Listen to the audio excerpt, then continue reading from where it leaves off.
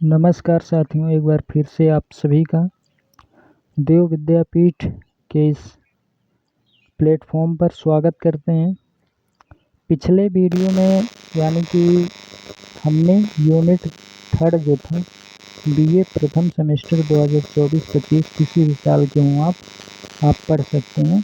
जो unit third का था बीए प्रथम सेमेस्टर का राजनीति विज्ञान, ठीक है, जिसे पॉलिटिकल साइंस कहा जाता है।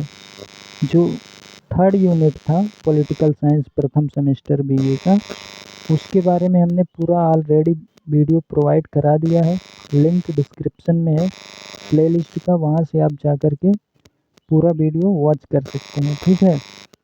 और आज के इस वीडियो में हम क्या करने वाले हैं भाई, आज के इस वीडियो में हम जो यूनिट 4 वाला है यानी यूनिट चौथा है प्रथम सेमेस्टर बीए का राजनीति विज्ञान का, वह पूरा ख़त्म करने वाले हैं क्योंकि छोटा सा है, ठीक है। तो बिना किसी देरी के चलिए हम वीडियो को स्टार्ट करते हैं। सबसे पहले जान लीजिए, आपको मैंने सिलेबस में लिखवाया था कि मौलिक अधिकार और राज्य के नीति निर्देशक सिद्धांतों के बीच संघर्ष का इतिहास, ठीक है।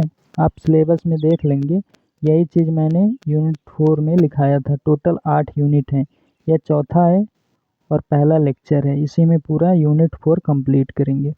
तो सबसे पहले यहाँ देखिए क्या, सबसे पहले इसमें आपको पढ़ना है चंपकम दोराइजल केस 1992, सॉरी 92 नहीं 52 है, ठीक। चंपकम दोराइजल केस 1952 के बारे में पढ़ना है यूनिट 4 में पॉलिटिकल साइंस में, ठीक। मौलिक अधिकार आर्टिकल 16 के, जो आर्टिकल 16 का है उसमें दूसरे पार्ट में दिया गया है, तथा नीति निर्देशक सिद्धांत नीति निर्देशक तत्व आर्टिकल 46 को लेकर विवाद हुआ है, ठीक। विवाद क्या था अभी देख लेते हैं। सबसे पहले ये जान लीजिए कि चंपकन दोराइजल केस 1952 में हुआ क्या था, अभी जानेंगे। मौलिक अधिकार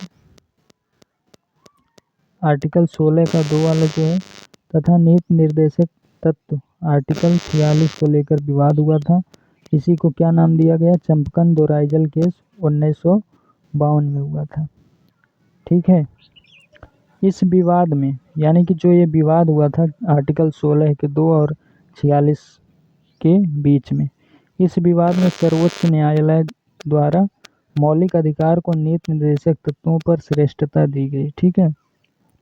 इस विवाद में क्या हुआ, जो सुप्रीम कोर्ट है, ठीक है, जो सुप्रीम कोर्ट है यानी सर्वोच्च न्यायालय जो कि दिल्ली में स्थित है, उसके द्वारा मौलिक अधिकारों को यानी जो मौलिक अधिकार हैं इस चीज़ को नीति निर्देशक तत्वों पर श्रेष्ठता दी गई, ठीक।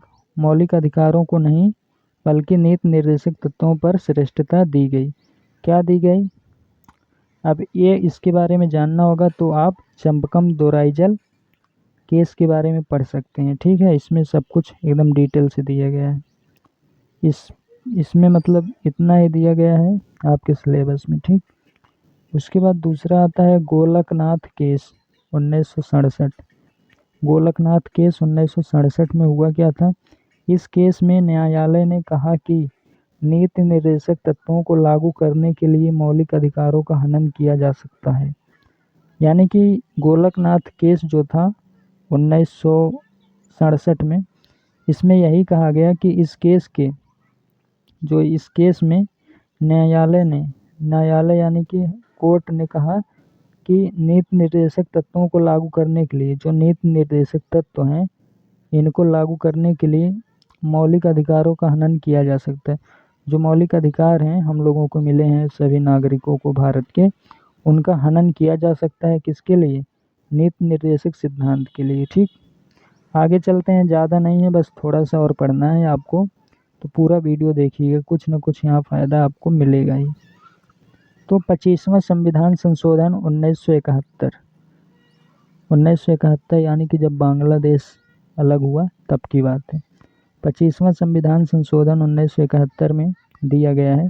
इस संशोधन के अनुसार नीति निर्देशक तत्व अनुच्छेद 39 के बी तथा 39 के सी को लागू करते समय मौलिक अधिकार 14 अनुच्छेद 14 और 19 के आधार पर असामान्य नहीं ठहराया जा सकता। ठीक, क्या कहा गया है? जो 1941 में 25वां संविधान संशोधन हुआ, इस संशोधन के अनुसार क्या कहा गया है? नीति निर्देशक तत्व, जो नीति निर्देशक तत्व हैं, अनुच्छेद 39B तथा 39C को लागू करते समय मौलिक अधिकार अनुच्छेद 14 और 19 के आधार पर असामान्य नहीं ठहराया जा सकता। ठीक है, जो मौलिक अधिकार अनुच्छेद 14 और 19 में दिया गया था, इनके आधार पर असामान्य यानी कि सामान्य नहीं, असामान्य सबसे अलग नहीं ठहराया जा सकता। थोड़ा सा कठिनाई होगी इसे समझने में, लेकिन मैं कोशिश कर रहा हूँ अपनी ओर से पूरा सही से समझाने की। पर थोड़ा सा ये जो संविधान वाला पार्ट होता है, इसमें थोड़े कड़वे शब्द लिखे होते हैं जो कि समझ में नहीं आते हैं। ठीक है, उसके बाद है Minerva mill case. Minerva mill case, यह र नहीं है बल्कि वाह है। ठीक है, मिनर्वा मिल केस 1980। यह क्या है? इस केस में सर्वोच्च न्यायालय यानी कि एससी सुप्रीम कोर्ट, इस केस में सर्वोच्च न्यायालय ने कहा कि मौलिक अधिकार तथा नीति निर्देशक तत्वों में अनुच्छेद 16 का 2 कोई भी नागरिक केवल जाति जाति लिंग वंश या जन्मस्थान के आधार पर राज्य के अधीन किसी भी। ठीक है, अगले पेज पे चलते हैं। इसमें समझ लीजिए यही कहा गया कि सर्वोच्च न्यायालय जो होता है, सुप्रीम कोर्ट, जो कि दिल्ली में स्थित है, वहाँ से कहा गया कि मतलब मौलिक अधिकार यानी कि जो मौलिक अधिकार आपको दिए गए हैं 12 या 13 से लेकर के 32 तक जो भी दिए गए हैं, या 14 से 32 तक जो भी दिए गए हैं, तथा नीति निर्देशक तत्वों में 16 का 2 कोई भी नागरिक केवल जाति धर्म लिंग वंश या जन्मस्थान, धर्म के हिसाब से जाति के और लिंग वंश या जन्मस्थान के आधार पर राज्य के अधीन किसी भी रोजगार के संबंध में अयोग्य नहीं माना जाएगा। यानी कि जन्मस्थान हो गया, लिंग हो गया, ठीक है, लिंग हो गया, और क्या हो गया? धर्म हो गया, जाति हो गई। इन चीज़ों के आधार पर रोजगार के संबंध में अयोग्य नहीं माना जाएगा। यानी कि ये जो चीज़ें चल रही हैं वो ऐसे ही चलती रहेंगी, न ही इन आधारों पर उसके साथ भेदभाव किया जाएगा। यानी कि 16 का जो 2 वाला था, इसमें जन्म स्थान हो गया, लिंग हो गया, धर्म हो गया, नस्ल हो गया, जाति हो गया, जो भी चीज़ें थी 5 चीज़ें थी इसमें, तो उनके आधार पर रोजगार के संबंध में कोई भेदभाव नहीं किया जाएगा। ठीक, यानी कि आप नौकरी पाने वाले हैं तो आपके साथ किसी तरह के इन आधारों पर 5 आधारों पर भेदभाव नहीं करेगा राज्य। ठीक है, आर्टिकल 46 का देखिए, राज्य अनुसूचित जातियों अनुसूचित जनजातियों, यानी कि जो अनुसूचित जाति हैं जिसे शेड्यूल ट्राइब कहते हैं और एससी भी कहा जाता है, अनुसूचित जाति जिसे एसटी कहते हैं, ठीक है,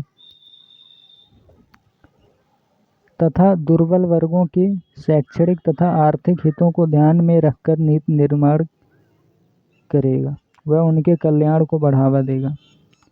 कहा गया है यही आर्टिकल 46 में, जिसका विरोध हुआ था, नीति निर्देशक सिद्धांत और मूल अधिकारों के बीच जो भी विरोध हुआ था, उसमें यह कहा गया कि राज्य के एससी वर्ग के जो होंगे और एसटी के होंगे, ठीक है, जो एससी और एसटी के होंगे तथा दुर्बल वर्गों और भी दुर्बल वर्ग जो होंगे, उनके शैक्षणिक यानी कि एजुकेशनल और आर्थिक फाइनेंशियल हितों को ध्यान में रखकर नीति निर्माण करेगा। ठीक है, वह उनके कल्याण को बढ़ावा देगा। किसी भी प्रकार का भेदभाव नहीं किया जाना चाहिए, बल्कि उन्हें बढ़ावा देना है कि आप भी आगे कुछ कर सको। आर्टिकल 39 का बी और 39 का सी, यही लास्ट है इस यूनिट का। तो यह आज इस वीडियो में ख़त्म हो जाएगा। इसके बाद 5वें में हम लोग राष्ट्रपति, राष्ट्र के प्रधानमंत्री इत्यादि मतलब पदों के बारे में बात करेंगे डिटेल से। 39 का बी क्या कहा गया है इसमें? भौतिक संसाधनों जैसे खनिज, भौतिक संसाधन जैसे आपका खनिज हो गया, पेट्रोलियम हो गया, धातु हो गया जैसे सोना चांदी इत्यादि चीज़ें, कोयला हो गया आपका, सोना हो गया आदि, इन सभी चीज़ों को भौतिक जो संसाधन है, खनिज हो गया, पेट्रोल हो गया, धातु, कोयला, सोना आदि हो गया, का राज्य इस प्रकार प्रबंधन करेगा, यानी इस प्रकार से प्रबंध करेगा, ऐसे मैनेज करेगा जिससे सार्वजनिक कल्याण में वृद्धि हो, न कि किसी और प्रकार की गड़बड़ी हो। देखिए आज इसमें यही बताया गया है कि संसाधन जो भी कोयला है, खनिज पदार्थ हैं, तेल जो हमारे मिट्टी के देखिए बंद हो गए तेल, और जो पेट्रोलियम है और धातु जो हैं सोना चांदी इत्यादि जो भी चीज़ें हैं, इनको इस प्रकार सरकार को मैनेज करना है कि मतलब अगले को सार्वजनिक यानी कि सभी का कल्याण में वृद्धि हो सके। जबकि क्लाइमेट चेंज एक जलवायु परिवर्तन एक चीज़ होता है जिसे इंग्लिश में क्लाइमेट चेंज कहते हैं। इसी की वजह से आज देखेंगे आप इतनी गर्मी पड़ रही है और सूखे जैसा एकदम हालत हो गया है सबका, और इतनी गर्मी मतलब शायद पीछे कभी पड़ी होगी जितना आजकल पड़ रही है। तो ये सब इन्हीं सब संसाधनों के अत्यधिक यूज करने से हो रहे हैं। जैसे पेड़ों को काट लिया जा रहा है जिससे जलवायु परिवर्तन हो रहा है। आप देख सकते हैं कि मतलब बारिश कभी भी हो जा रही है, कभी भी मौसम बन जा रहा है। तो ये सब नुकसान है एक तरह से, ठीक है। तो ये सब जलवायु परिवर्तन की वजह से हो रहा है, जो कि पिछले 100-200 सालों में नहीं हुआ, वो 10-20 सालों में हो रहा है। आर्टिकल 39 का सी में देखिए, देश की पूंजी, देश की जो भी पूंजी है, कैपिटलिज्म जिसे कहते हैं, पूंजीवाद, यानी कि पूंजी मतलब कैपिटा जो भी है, संपत्ति, जो भी संपत्ति है या उत्पादन के संसाधनों का विकेंद्रीकरण हो, यानी कि देश में जो भी पूंजी है, पैसे हैं, संपत्ति जो भी है अरबों खरबों की, उत्पादन मतलब जो प्रोडक्शन हो रहा है, उन संसाधनों का विकेंद्रीकरण हो, यानी कि किसी एक के हाथ में ना हो बल्कि ज़्यादा से ज़्यादा लोगों के हाथ में हो। इन सभी चीज़ों का एक के हाथ में होगा तो एक अगला जो गरीब है वो गरीब ही रह जाएगा, जो अमीर है वो अमीर होता चला जाएगा संसाधनों को बेच कर, ठीक। इसलिए कहा गया विकेंद्रीकरण, यानी सभी के हाथों में इन सब चीज़ों का जाना अनिवार्य हो, 39 के सी में। तो आशा करता हूँ आज का वीडियो समझ में आया होगा। मिलते हैं नेक्स्ट वीडियो में, तब तक के लिए जय हिंद।